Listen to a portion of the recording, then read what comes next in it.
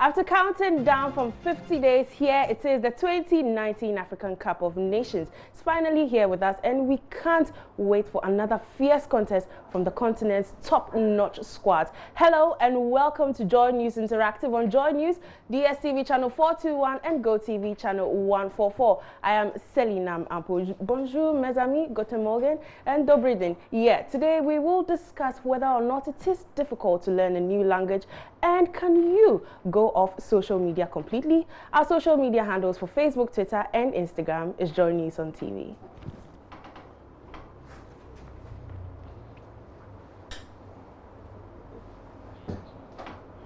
We are live from digital address GA0992539 in Kokomemle, Accra. Now, have you ever calculated how much time you have spent on social media? The hours, minutes, the seconds. Try that and you'd realize you have spent a lot of time checking your story on Snapchat or scrolling through what your followers have been posting on Facebook and tweeting about. Social media has become ingrained in our society today, and it's virtually impossible for people to say you be guy if you do not have any social media platform. Well, so how does this affect our interaction with our family members, friends, and others? Well, we hopped onto the street, and here's what they had to say. I think at times the tension when people are in the midst of a lot of people, they don't feel at ease, so or they find it difficult to communicate with other people. So at times because they are shy, so they try to chat, then release stress. Yeah, it's helping people in so many ways, in buying and selling, knowing other people. But the fact that people concentrate a lot more on social media, it's not really a good idea, because sometimes real people also matter, because you need to go through somebody before you have to do certain things. So I think sometimes some people feel very comfortable with people on their phone more than the people outside. Because sometimes me who not feeling I'm very shy. No, I don't think it's good. Because when you go for a social program, you're supposed to interact with the people there, get to know, like share ideas and stuff like that. So when you're on your phone, how would you pay attention to what the people are like? What they are saying? So I don't think it's a good thing, and people have to socialize. It's one of the good things that comes to us. Yeah. It's not everyone that is an introvert. We have extroverts and we have introverts. Me, for instance, I'm an extrovert, and then introverts are those who don't like to socialize outside, but they like to chat. So you creating a forum or a platform on social media, chatting with that person is far better than you meeting one-on-one. Because if I meet you one-on-one, maybe I would feel shy in talking to you. But with a platform, you drop everything there. You wouldn't see my face, how I'm feeling, or whether I like what you said or not. So that one is best than speaking to you face to face. Social media is important, no matter what the negatives have. It's come to make information faster, that's sharing and then receiving. The only problem is people don't tend to bond well from not talking to each other when they go for parties, couples not really concentrating on each other, just because the social media has come in and they have to talk to other people, WhatsApp, Facebook. So it's one of those things. It has its positives and negatives, but I think the negatives are more. There's nothing that can be done, actually. We are in a new world. This is convergent media. So we are adding all the new things. And obviously, we can't go back to the old traditional media. So.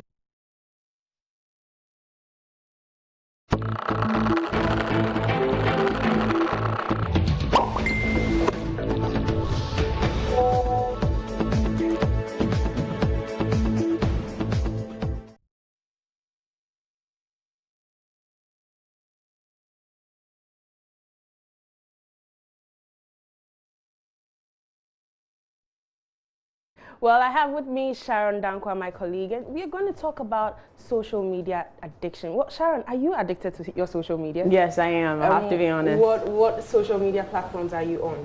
Instagram, Twitter, Facebook, all of them. But you are from the US. How different is social media addiction or using your social media accounts often in that space as compared to here? I feel like it's honestly a whole lot more because people are just on their phones. Everyone has all types of technology. So I think it's probably a lot worse. Okay, but you've mentioned time again that there are some, when we look at graphics or when we look at some graphics that we have, social media seems to be, I think in the States, people use social media more than here. Do you believe that? Yes, I do. And in reference to the graphics in the study, social media has been used so much more, in fact, that people are losing sleep. They're waking up in the middle of the night using social media. They're staying up all night using social media. And then throughout the day, it's just affecting how they communicate because of social media. Let's take a look at some of those graphics that you put up for us.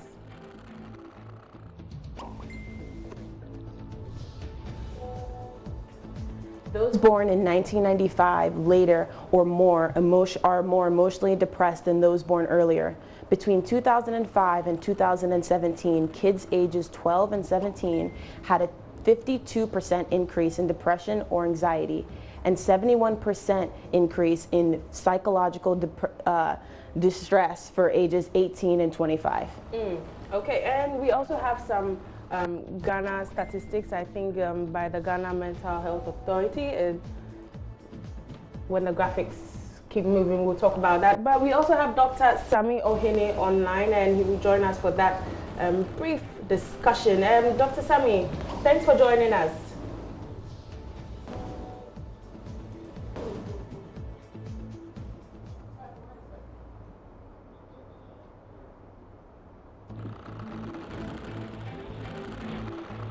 Hello, Dr. Sami. Thanks for joining us. Hello? Hello. Yes. Good morning to you. Good morning. Okay. Doctor, let's dive deep into this discussion. Have you noticed a trend among youth of increased mental health illnesses because of social media usage? Well, I can't talk about increase in the frequency of prevalence of mental diseases because of social media. After all, to make that statement, we have to compare what the prevalence values were before social media came into being. We don't have those things. What we do know is that we do see a lot more people with mental disorders. There are various reasons for this, including the fact that people are becoming more aware of the fact that some of the problems that they have are related to mental health. There's increased awareness about mental health issues, and that alone means that more people will come up. But we also do know from studies from various countries that social media addiction, you may call it, is real, and there is having effects on people. We know that suicide rates as a result of social media have increased. That's what's very important. And let me find out from you, what are your thoughts on millennials losing sleep because of social media?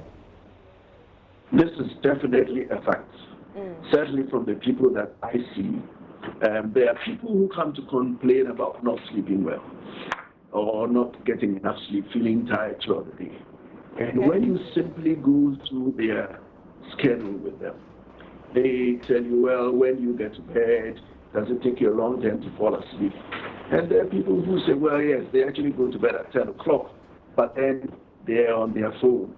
And sometimes they may actually drop off at 3 a.m. or things like that.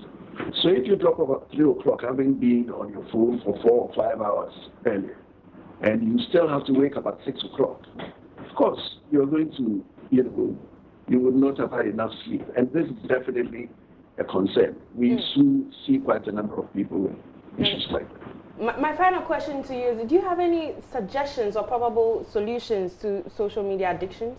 What should people do if they find themselves being addicted to social media?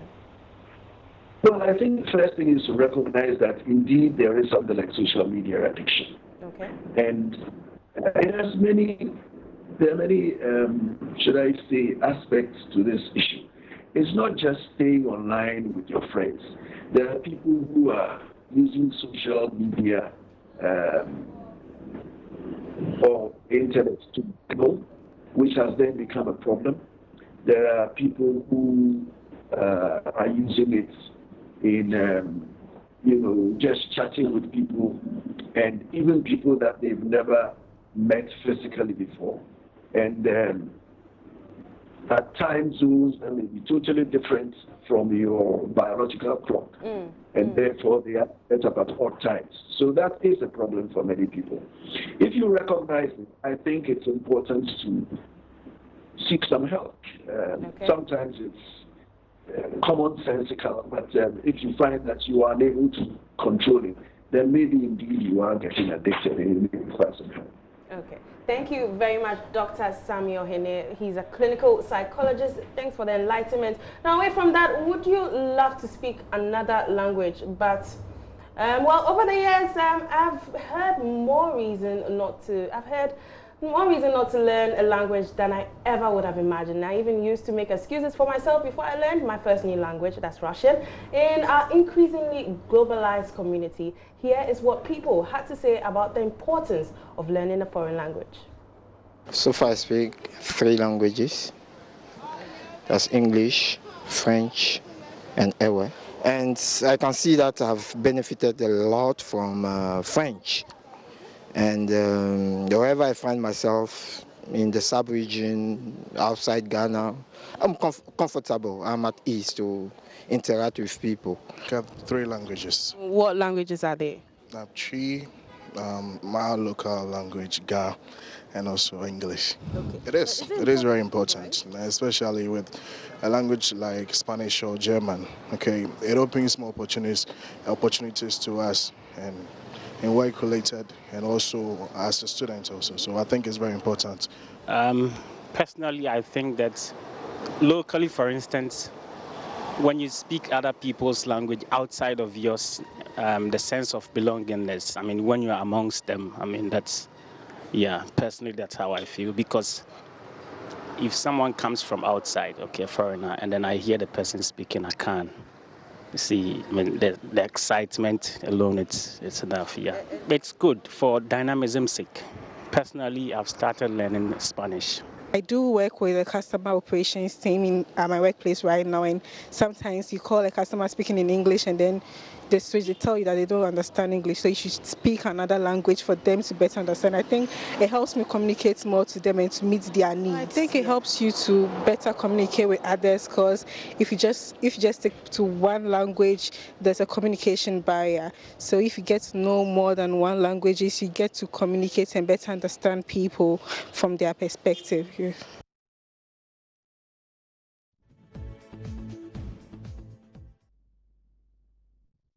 Well, learning a foreign language might not be as easy, but for this young polyglot, it is as easy as her ABCs.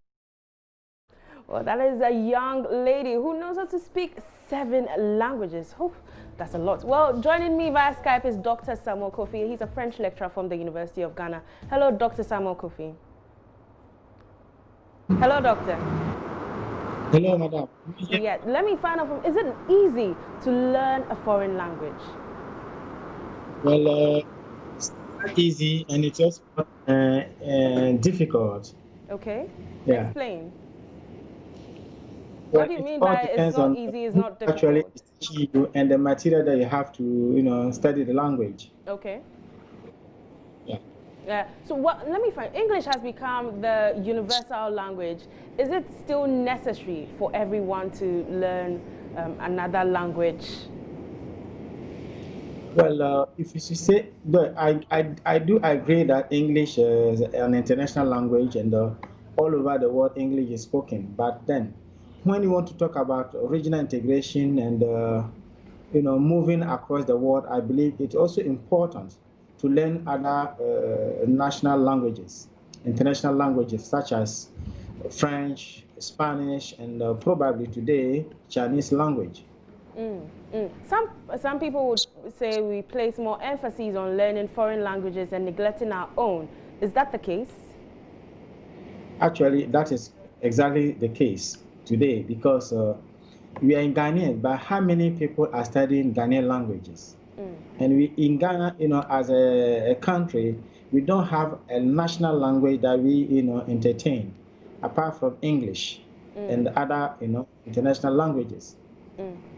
So according to you, it's important to study foreign languages, but you are also saying that we are neglecting our own. What do we do to bridge that gap? Well, to bridge that gap, I think Ghana, we are not doing so bad because even at the university level, we learn our local languages like Twi, Dagbani, Ewe, and Co. We do have a department at Legon here where we try to study those local languages as well as the international languages.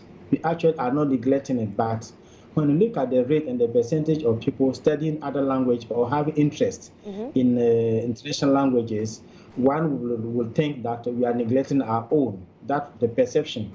But actually, people do study our local languages. We have even foreigners from UK, from US, who come and study our local languages here. And I believe they also do so due to a specific need or a purpose that they want to achieve. Okay. It's the same as we here studying international languages. If you want to do business to Ghana and France, or Ghana, Cote d'Ivoire, Ghana, Togo, Ghana, Benin, which other international language would you think will be good for you to study or will enhance your economic activities? It will be French, of course. True. Okay. Thank you very much, Dr. Samuel Kofi, for giving us that short but very precise enlightenment. Well, let's move away from languages and let's talk about AFCON. In about 8 hours, the world will be getting ready for a delightful opening of the Africa's biggest Mondial, the Africa Cup of Nations. Call it AFCON for short. Egypt is hosting Africa and the Black Stars of Ghana are getting ready to break a jinx. The trophy has eluded Ghana for more than 30 years. Now, some young people are making interesting analysis. So they say Dede captained the Black Starlights to win the World Cup in 2009 in Egypt. And he's leading the Black Stars in Egypt this time around. They are being, well, after being named the captain of the team, and already there's a hashtag trending, Dede Debeba. I'm sure most of us are expecting to hear some good news from the Black Stars. But let's hop onto the streets and find out what people had to say.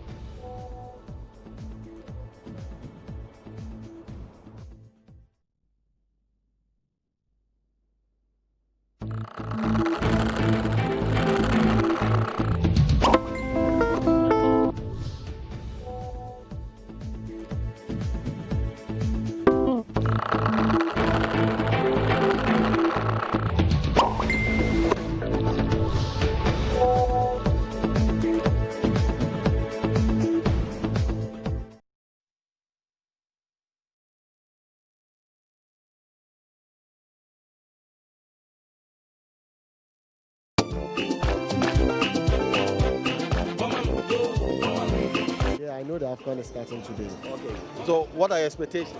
Okay, we are all expecting the Black Stars to go to Egypt and bring back the cup because we've gone without a trophy for 37 years. So this time around, we are hoping and we hope they will bring the cup back to Ghana. Yeah, I think Kwesi Appiah can do that. And I think the players also know we've gone a long way without a trophy. So if there's a time for us to win the trophy, it's now. This time around, we are much more determined. And since we've gone 37 years, we think this is the right time for us to win. If there is any other time, this is the time. Well, I'm expecting Africa as a whole to put out a good image out there. It's a competition for Africa, but I believe the outsiders are also watching, they are involved. So Africa should put up a good tournament so that we can have a good image out there. What do you think about the current Black Stars squad? You're not supposed to think of the players. The most important is that the coach has done the selections. So we should all root behind Ghana and let's see what Ghana will be able to do with 100% support for. Well, let's hop on to social media to find out what you had to say about the Black Stars. Joseph Kpegu says, we have the best to win the ultimate. And Yakubu Ibn Chambers is saying the only way the Black Stars can end the 37-year trophy drought is to win about 7 matches in the tournament. And Deye Jeremiah says the Black Stars of Ghana will surely bring the cup home. George Oxwell says you even don't have the hope that the Black Stars will win. Why are you talking about our team? Using Mohammed. Oh, okay.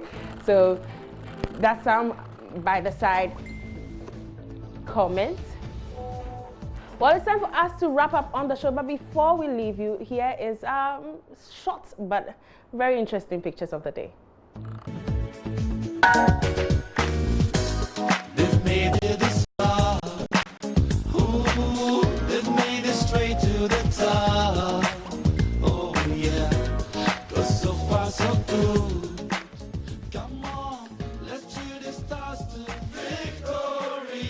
Well, it's time for us to wrap up on the show. You've been watching Joy News Interactive with me, Selina Ampo. Do stay tuned for further bulletins and enjoy the rest of your day.